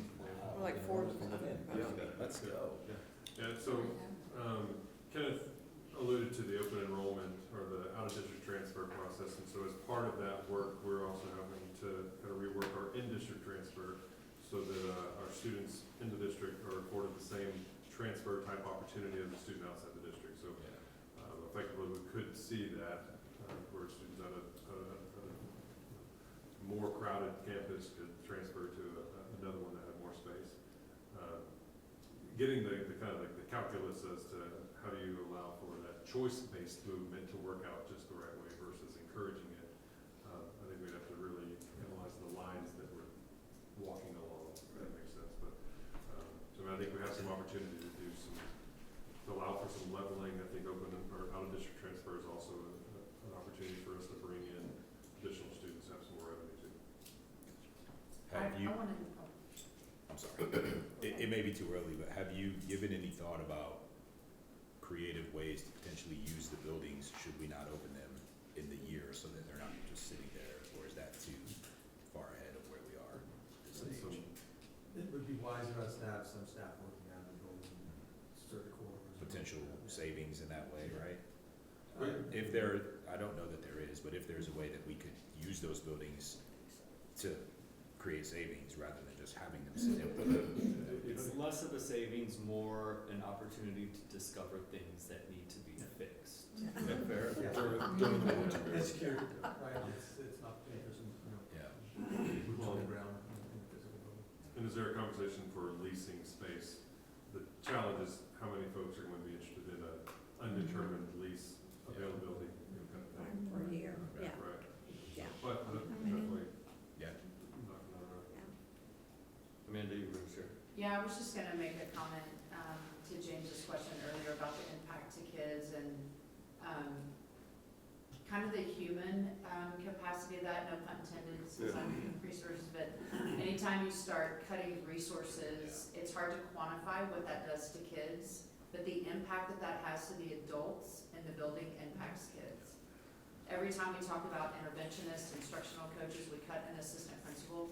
It takes away the ability for those adults to help support teachers in the classroom, whether it's an assistant principal, responding to, behavior, or being part of a PLC, right, to help support that attendance, right, which helps provide funding. Yeah. Every single time we cut and have to dig deeper to do that, it impacts kids, because it impacts adults. And so we can't quantify for that, we can't quantify that on paper. But I just know, the conversations that we've had over the last couple of years with campus principals. Every time I make that call and it's like, hey, I'm like, Yeah. hey. I mean, they know kind of the call is coming, right, or the conversation is gonna happen, and they've been soldiers through it, but it's hard. So if we talk about opening campuses and digging at the same time, I think it's tough. I do wanna, I'm gonna try to close this portion out, and we'll want the trustees to engage in all the Yeah. conversation you want. But Georgetown's done a really good job, because of the pace of growth, of building schools before they get overcrowded, so that by the time the student population got to a place, we had schools populated. Sure. It may stand to reason that we need to shift our focus to allowing schools to get full before we ask the community for bonds, because of this volatility that we're experiencing right now. Kenneth looked into the estimated cost of waiting 1 year to construct a new school. So the community did pass a bond in 2024. It is absolutely certain that the growth is going to happen, but the pace at which it's happening is slowed down. And so it may be really usual for a citizen to think, well, why didn't we just wait a year before passing that bond and create the school a year later? So Kenneth actually looked into the cost of that. Right, and so to me, sort of an obvious question is, okay, we talked about the reality that we're in, and so the question becomes, well, what was the price tag? In rearview mirror, everyone's a money quarterback, what did that cost us? Well, and so reached out to our financial advisor and said, hey, give me a run in terms of, we know what our borrowing cost was to build these schools, what would it have cost if we issued that same bond 1 year later? Well, because interest rates went up during that time, that's the $25 million number. So it would have cost the taxpayer would have had to pay $25 million more in interest if we'd have waited to borrow that money by 1 year. The other thing that goes on during that time is if you waited a year to start swinging the hammer, the cost of swinging that hammer goes up 5%. And so on $170 million of cost, that's $8.5 million of additional cost, then you've got to finance it over 30 years.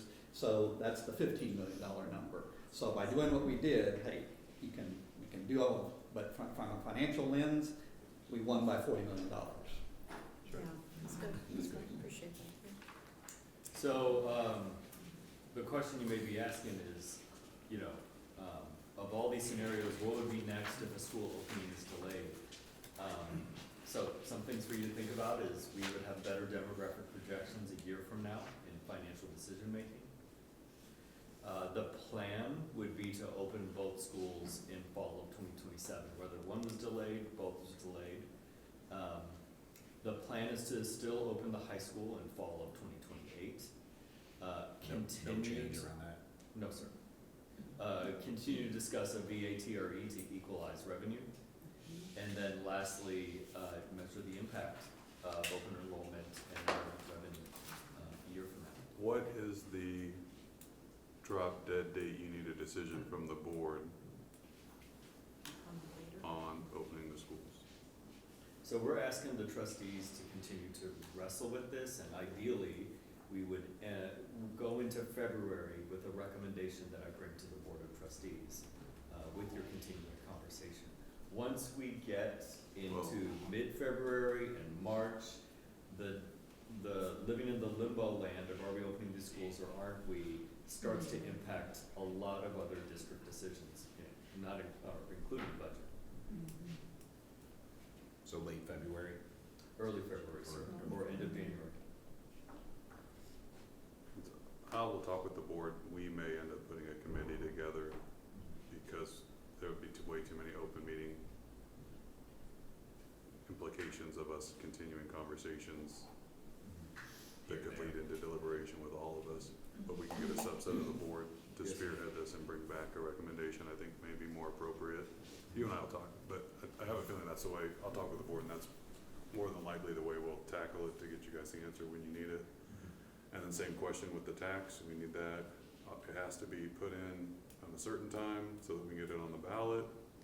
What's that timing? When is If that you don't have it today, The board can call for an election in August since it's in November election. so it has to be August. There's a lead time, right? 30 days, 60 days, 90 days prior to the election, we have to. So we call for the election in August, we could call for it earlier, should the board choose to approve a VA. Right. Can we just nail down that timing also? Just so I can make sure we're doing what we need to do. And then if we do that, we'll wanna work that backwards and probably work that into several community conversations similar that we're doing with zoning. That is correct. Okay. All right, I great. wanna just Fun express stuff. gratitude and name like us and, you know, James and Dr. Padaville, y'all catching and having us have this conversation proactively versus potentially sit here and realize it later. So I appreciate y'all bringing this to us. Well, that was fun. Trustees, do you wish for a 5-minute break, or are we good to keep moving? I'm good. I'm good. I think we're okay. We're good. Somebody needs to step out. They can feel free to step out. Okay, we're gonna move to middle of the year academic data. Heather, you ready? Thank you so much. So I'm coming forward to you tonight to present sort of our middle of the year academic data. Different numbers here to look at than the numbers you just looked at. So this is all aligned to the board goals that we currently have established. As you know, student goal 1 is around M-class, K through 5, so that's only K through 5. And the long-term goal is that we are at 80% by June 2028. Our goal for the end of this school year, the 25-26 school year, is to be at 68%. So this is on our literacy, and on here you'll see that we are currently off track, but we are making progress. When we look at, in the aggregate, as a district, we came in at 58%. When we compare that to where we were at this point last year, that's 2 percentage points higher, and we are still 10 points away from the goal. However, when you start to dig down by elementary campus, you'll see that Ford is already 1 point past the goal, that San Gabriel is already 2 percentage points past the goal, and all of our campuses are within reach of the goal. We have also done a deeper analysis at the skill level that I went over with the principals on Friday, looking at phonemic awareness, decoding, letter names, letter sounds, so that people can understand sort of what the trend and the pattern is. And then even today, I just want to recognize Dr. Henson, who's here tonight, sent me the same spreadsheet back with her campus numbers in it, where in the aggregate, phonemic awareness is something that we need to look at. And at her specific campus, that is not a priority area right now for kindergarten, but there is another priority area that she was able to identify that she'll be focusing on with kindergarten. So this is where we start right now. You'll see that last year we did end the year at 64%, so there was a considerable leap. We are within reach of that goal. You see there's a big growth from Moy to end of the year, and I expect we'll see the same thing as well this year. Some strengths, and this is again at the district level, not at the campus level. Our kinder and first are doing a great job with letter name and word reading. I want to make sure that I am conveying the word reading correctly. These are called nonsense words, and this is when you're looking at a consonant, a vowel, and another consonant, and maybe a cluster at the end, a digraph or a blend. It's not actually usually a word. It's looking at making sure that you understand how all of those letters start to work together. Kinder is also doing a fabulous job at decoding. Our first grade is doing a great job with phonemic awareness. and then we see a high rate of accuracy from 2nd through 5th grade. When I look at areas that need improvement, we're looking at kindergarten phonemic awareness, which I just alluded to. Phonemic awareness is the sounds we hear of the way letters come together and the sounds that come out of them. So that's why I have the ear with the little sounds. It's understanding what's coming in and then a student being able to say, it's this coming out. I didn't want to speak in too much education needs. First grade, an area for improvement is letter sounds, and there's two examples there. There's what I call like a naked letter, a short A. We also talk about naked numbers, so everybody can laugh. A naked letter, understanding short A, or the different sounds that T can make, but it's also the sh, op, shop. It's the segmentation of those sounds as well. Second and third needs to work on reading fluency, which is very common in 2nd and 3rd grade. We've learned how words work, we've learned how letters work, and now we are working on putting it all together and reading the words in a fluent way, and also with prosody, which is when our voice goes up and down and fluctuates as we're reading. And then 2nd through 5th across the board, basic comprehension, which I think if you've ever spent any time in elementary school, where you're always talking about comprehension can always be stronger. And that's something that we know we need to work on. And that's something that in the second half of the year, you always see more and more of as I've taught you this, but now we really need to think about what the text is saying. You'll see on the right side the improvement actions that are being taken by the teaching and learning team, because within all of this, there is a part of it that we in central office need to own, so that there are systemic improvements, not just at the classroom level, but in our curriculum documents and how we're supporting the work. So on Friday, I met with the elementary principals and shared sort of this is what the data looks like overall. And like I told you, Dr. Hinson already got back to me and said, but mine looks like this, which was completely counter to what was on the original spreadsheet, which is kind of the point, right? Like you dig in there. We know that the fluency component, there is a piece in our M-class assessment that also has an intervention tied to it. We really want people to be using some of those intervention tools that are directly aligned with the assessment, because we know if a student is showing up there that they need some more support, that the intervention tool that's provided is going to help in the long term as well. And then we are doing a lot of work around triangulating the data that's coming up in M-class in what's happening in the classroom every day, and then on unit assessments to understand the whole comprehension piece, not just what happened one day on an assessment right before the holidays when everybody really just wanted to start their break. So that's kind of what's going on in K-5 reading. Question, why do we compare mid-year to mid-year versus? That's a great question. There's two ways to look at this. I always think I definitely want to look boy to moi. I want to see what growth looks like across the year. That I'm really interested at the campus level, right?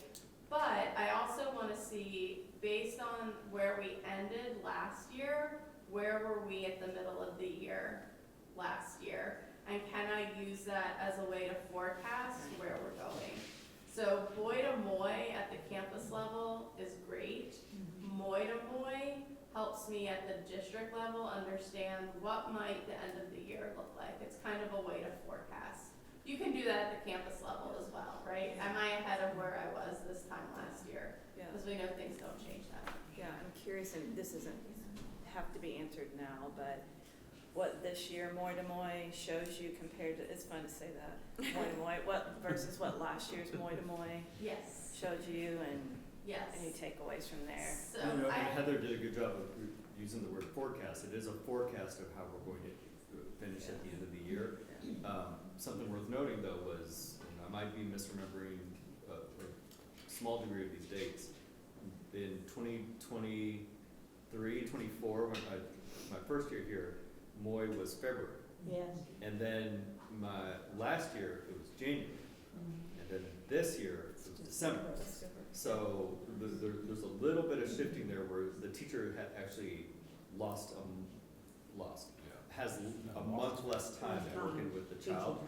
So I could also make an argument that if you're seeing a degree of either staying the same or improving, with a month less of teaching, I think it's a testament to the hard work that's happening in schools. Exactly. And there's also, you have to have, and you're gonna see this when we get into the math, you have to have a certain amount of instruction in between testing windows for testing to be valid. So you can't, we're kind of, at this point, coming up against that wall. But we also know on the back end as well, you need to have the same, the moi to oi, that has to also have the same amount of time, so that you're able to truly match the norms. Another part to remember in all of this data is these are nationally normed tests, so it's not just comparing you to students within Georgetown ISD or within Texas, but it's same grade, same age, same amount of instruction at this point in the year. So it really contributes, a lot of factors go into it. Ms. Petrosini, Yes. this is fantastic, and in Devon, to continue Devon's spirit of adding a level of complexity, one thing that you mentioned in the weekly was that you've gotten the sense from teachers when you go to campus that they're tired of testing.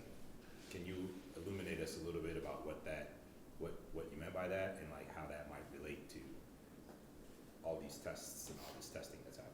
Yeah, I think it's two things. We do a lot of assessment, but part of it is a culture shift and what is the nature of assessment. You know, I'm real proud of the principals in our district because they're acting upon assessment. And I think, you know, not just in Georgetown, but in a lot of schools, school districts, we do an assessment and we just move on with our lives. And so it's just kind of integrating this idea that assessment is part of instruction. Like it's part of it. It drives Same- instruction. Yes, ma'am. But at the same time, I think we need to always continue the conversation of, do we have the right cadence of assessments? And are there things we can simplify so that we're just not using assessments for the sake of using assessments? I'll give you an example. Based upon the middle of the year results, Heather has worked with our principals to say, I think the STAR interim assessment is a good idea for your school, and for this, speaking of, and for some of our other schools, it's optional, it's not required for you. And what actually was a great part of that is the elementary principal said, we're actually going to give this assessment together so that they're able to compare the data amongst each other, which is also very helpful, because then you get to learn from each other, like what are you doing about this, what are you doing about that. The same is true here with M-Class. A lot of times we don't take the time to demystify this test, but rapid letter naming, that's the name of the test, is always rapid letter naming. And it's showing letters with 3 seconds, and some of our youngest learners have to say A, B, like F, and they need to name it. But that always shows up that same way. So what are some structures at your campus if rapid letter naming is coming back really high? What are you doing? Is there a routine in the classroom that I could learn from that I need to implement? Because the kids know it, we just need to sometimes put the system in place so that they can show it. Any more questions about literacy before I move on to that? The one question I have was, we're using a new series on Savas Savas, yes. this year. And I noticed that you were looking at supplemental materials and check, is this something that you're developing, or is that part of it that we didn't happen to be using, or Yes. what are you thinking? Because that was on several of these. Yes, great question. So Savas is vast, is the best way to explain it. There's Is a what? It's very vast. It's the way I explained JFK Airport, right? Okay. If you've ever been there, it's vast. Oh, yeah, right? it is. It'll go on for days and days. You're right. So Savas is vast, and I think sometimes we're not even sure how far to dig in to find something. So I know Hilda Diaz, who is over elementary language arts, the other day, she was like, no, it's right there, and I had clicked 100 times and not seen that. And she's like, no, now you gotta click there, now you have to click there, now you have, and it was like 6 clicks to get to what I needed. So it's making sure that that's there, but I think we're also at a point where we're not afraid to look at the resource and say, yes, this is what it's saying, and I know in the past I've also had a lot of success when I've done it this way. It doesn't mean we're abandoning the resource, it means I'm using my teacher instructional capacity to make decisions for the students that are in front of me today. And some of that might be from another resource that you previously used, as long as we're not just downloading from, superteacherworksheets.com. No offense to them if they're watching, but we don't want to just be downloading from there. Yeah, okay. And just kidding me. When we look at numeracy, we ended last year at 59%. The board has set a goal of 80% by June 2028. This will result in a goal of 66% for 2026. So our numeracy goal includes K-8 because this is all in math. And we have so much to celebrate here. We are on track. We're actually 7 percentage points beyond where we want to be at the end of the year. And if you look down, you just see how far above in so many areas. McCoy is 20 points over, Ford is 22 points over, Frost 5, San Gabriel 20, Village 16. There's just tremendous growth there. I think curriculum-wise, something to think about here is this is not our first year with a resource. This is STEM Scopes, and there's even been a rewrite in our own curriculum support documents this past summer. So the more familiar you become with the resource, the easier it is to use. We've all, it's like a recipe, right? You make a cake a couple times, you know how to make the cake. You don't have to follow it letter by letter. So there's a lot to celebrate here, and we want to really recognize, and even our campuses that have not passed the goal yet are still all above where they were at this point last year. So kudos to our elementary math and teachers. K1 and 4th, numerical relationships, so how numbers relate to each other. 10 is 4 and 6, it's 2 and 8, it's 8 and 2, it's 3 and 7, it's 7 and 3, composing and decomposing numbers, and knowing all the different parts of numbers. And then we're seeing a lot of strength in computation and algebraic relationships. When you have strong number sense, you are also able to see the relationships in computation and algebraic thinking. So if I know we're looking at 10s and I know somebody's talking to me about the number 7, then automatically I know, well, the missing part is 3. And so it's kind of that decomposing and composing numbers, but also how numbers relate to each other, patterns. 13 and 7 is 20, it's the 3 and the 7 that are the pair to the 10, and all of that. So we have a lot of great strengths there. And areas for improvement, I'm gonna talk about the bottom 2 first, because it's important to note geometry and measurement and data analysis and money are never taught until the 2nd semester. And so that's why the data comes back right now a little bit lower in those 2 areas, but based on the growth we're already seeing, I anticipate that we'll see a similar pattern in the spring. 2nd and 3rd, numerical relationships. This is, 2nd and 3rd is where we start getting into more complex addition and subtraction. We start talking about borrowing, we start talking about more longer numbers, bit larger numbers with a larger value. And so it just gets more complex at that point. And then we'll have continued practice in the 2nd semester with patterns, relationships, representing, comparing, and sorting, and the computation and algebraic thinking part of things. So a lot to celebrate here with elementary math. When we look at middle school math, we're still seeing we're above where we were at this point last year. Last year, the middle of the year math was not required for middle schools. So you saw Wagner gave it last year and Benold gave it. So that's why you see the NA at Forbes and Tippett. But Benold is 9 points above where they were this time last year. And Wagner is 10 points above where they were at this point last year. So we are great. Benold is 14 percentage points above the target as well right now. So lots to celebrate here. You're kind of see the same pattern here. Strengths, computation and algebraic relationships, and geometry and measurement. We start looking at more of that earlier as we move into middle, but that hasn't actually been directly taught yet. And then we are providing a lot of support, the teaching, learning, and assessment team, to ensure alignment for standards in those numerical representations. It's just math gets way more complicated in 6th, 7th, and 8th grade. It shows up and it shows up very quickly.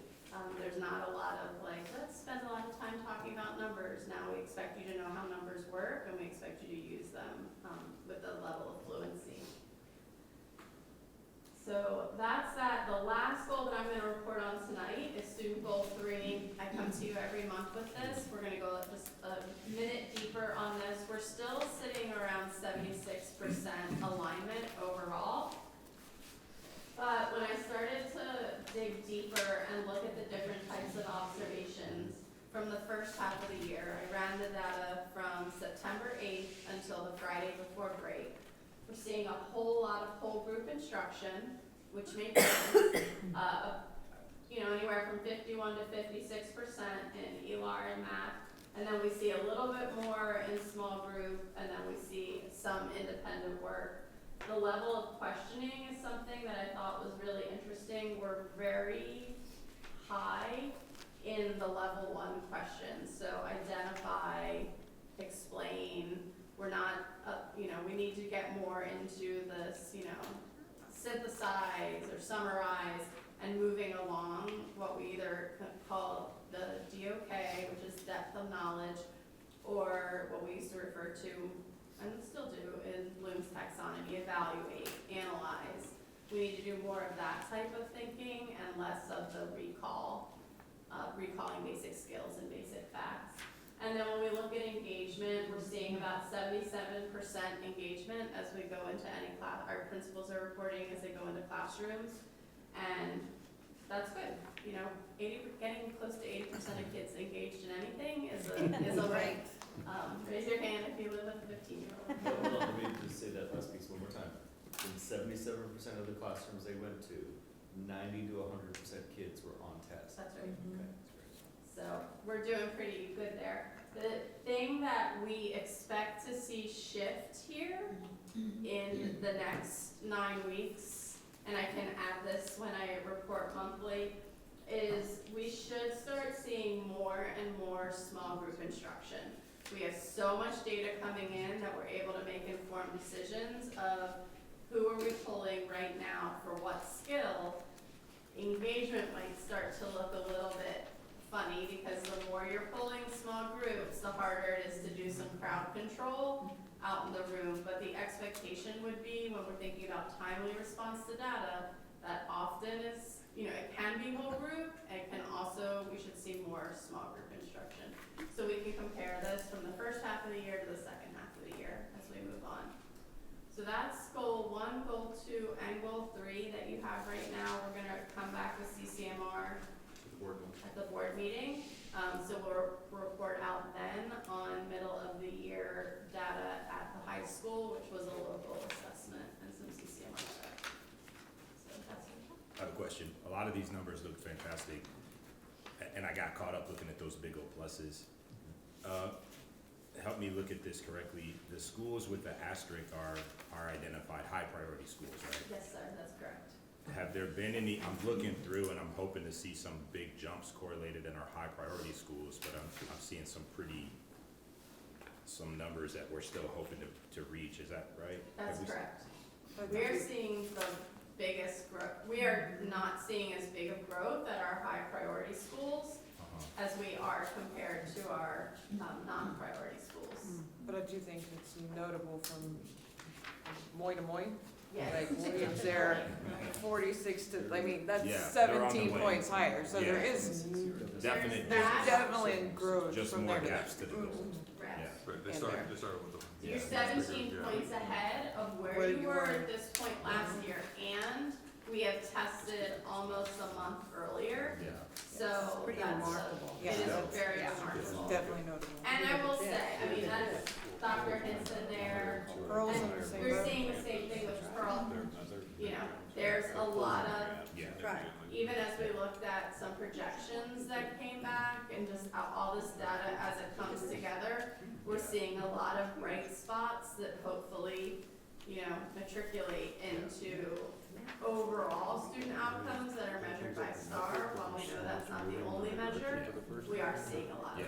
that. You're definitely moving in the right direction. Everything. That certainly wasn't a gotcha type question. Okay. The numbers were just so, like, I got so starry-eyed over the plus 22 and the plus 20 and the plus 20 that I had to like slow it down and Right. make sure that I was seeing it correctly. And I want to just make sure that I said this correctly, because even when I was working on it, sometimes I was getting myself confused. The far right column, when it has a plus, Right. that is the distance they are over. the That's goal correct. right That's why I now. was so Yeah. encouraged, Yeah. and I still am, but Yeah. But moi to moi, especially when you look down the column in math at elementary, it's just phenomenal. I'm tracking. And we're closing on those gaps and those. Especially when high Williams and schools. Pearl's numbers Yeah, Yeah. are significantly higher than some of our campuses like Ford. great, thank you so much. Yes, and then, thank you, Ron just reminded me, if you can't tell, I keep sneezing and Cedar's just really Yeah. getting to my head today. The TLA campus support, we are also continuing to monitor this. I didn't share this before, but at the end of each week, the teaching and learning team goes in and says what they were doing at each campus. So now we're even able to pull that and start to say, okay, so actually, I'm not seeing the rate of growth I want to see here, or I'm not seeing something over here. Let me sort by campus and see what's been happening on all these visits, just so I know, because I don't see people every day as they're out on campuses and they don't see me, so this is helping both Jen Carney and I kind of track what's actually the work that's happening out on campuses, and do I need to follow up on something. With that, I think that's it. There's one more, never mind. It's in here, but I have to- Very good. Well, thank you guys, that's super encouraging, Great stuff. really exciting to see. I don't think we could be more pleased with the direction you guys have this thing heading, and Right. we know there's a lag time to see a response to some of the systems and things you guys have implemented the last 2 years, really. So we're excited to see kind of where this takes us, and encouraged by staying the course instead of, feel like there were years we were changing every year what we were trying to do, kind of knee-jerk response, and it feels very, very much more systematic and intentional at this point, so thank you guys very much. Thank you for saying that, Mr. Sharon. Real proud of the teacher and learning team led by Heather, but we know that everything we do lives and dies on the principal's desk, so we're Yeah. grateful for the leadership of our principals and helping them Absolutely. deliver.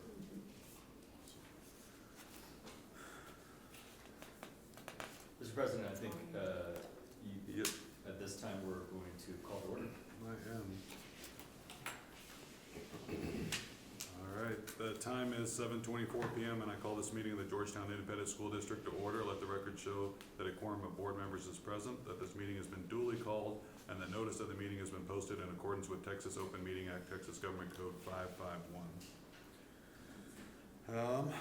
Prior to us going into closed session, I believe Stephanie would like to have the floor for a moment. Is that still, do you still have something you want to share? Yeah, you want me to do it now? Yeah, I think prior to us going to close. The floor is yours. Okay, give me the microphone. All right, some of you may be surprised with this, others maybe not. To the board, President Scheer, Superintendent Cadaville, GISD Board and Community. It has been a true privilege to serve as a trustee for the Georgetown Independent School District for the last 6 years, working alongside dedicated board members, district leadership, educators, and community partners has been both humbling and deeply meaningful. I am proud of the thoughtful work we have done together on behalf of all the students, their families, and staff. This role has reinforced my belief in the importance of a strong public school and collaborative governance. I have learned a great deal during my time on the board and will always value the relationships and shared commitment to doing what is best for children. Being involved at the state level with LTASB as well as the regional level with the Central Texas School Board Association has not only been meaningful but necessary. Each one of us on this board has a responsibility to be involved in advocacy at the state and national level for our public schools and our children. Effective today, January 12th, 2026, at the close of this meeting, I am submitting my resignation from the Board of Trustees. I do so with sincere appreciation for the trust placed in me by the community and with full confidence in the board's continued leadership and vision for the district. I need to step back to personally take more time for family and other responsibilities and do not feel I can fulfill this important role with the attention it deserves. I wish each of you and the district continued success. I remain a strong supporter of public education and the important work being done here in Georgetown. I'm just a phone call away and hope to still participate in all the committees and in any other capacity where you might need my skill set. And don't forget to invite me to the ribbon cuttings, and I will be sitting in the press box when it's cold. With gratitude and best wishes, Stephanie Blank, trustee, place board. Wow.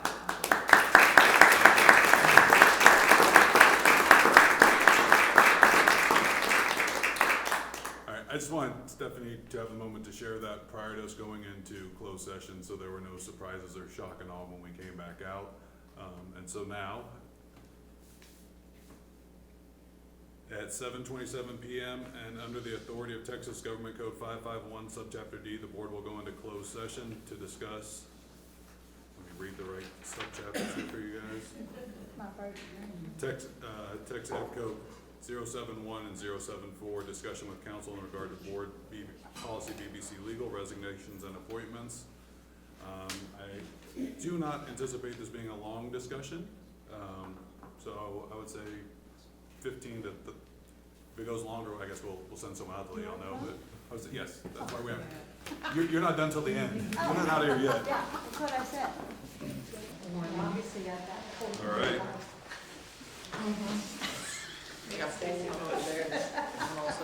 All right, the time is now 7:42, and I call this meeting of the Georgetown Independent School District back to order. Let the record show that a quorum of board members is still present. And with that, we'll move on to action item A8. Yes. And I will entertain a motion. I move to accept trustee Stephanie Blank's resignation from the Georgetown ISD School Board. Motion. I suppose. I have a second. I'll second. Oh, I have 2 seconds. Look at that. All right. Before we vote, I just want to take a moment and thank Stephanie for years of dedication, not just as a trustee, but as an educator, and not just even limited to your service and your work you've done for this community in the district, but your work you do in so many different organizations. Specifically, I want to publicly thank you for your work you do with JLG, which put my oldest on the right path and helped him find his direction in life. The impact you have on our community, I think a lot of people don't understand how involved and how many places you get to have your finger and how many places you've had your fingers in and how much you've helped shape kind of young lives in this community. So from the bottom of my heart and from the board, we just want to thank you for your service and the way you've conducted and handled yourself this whole time. Thank you. Thank you.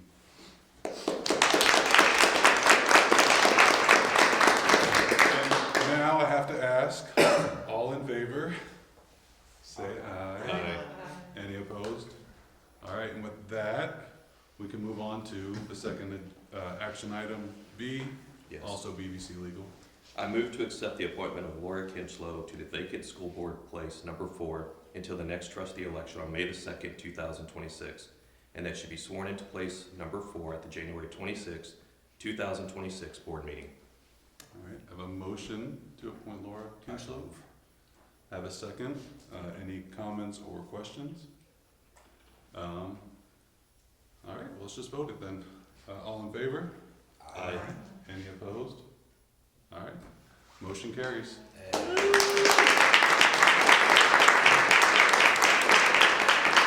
All right, Dr. Laura Kinchlow is in the room, and she will be joining us on the board. And then her intent was already to file and run in the next session, and so she will be rerunning for that position.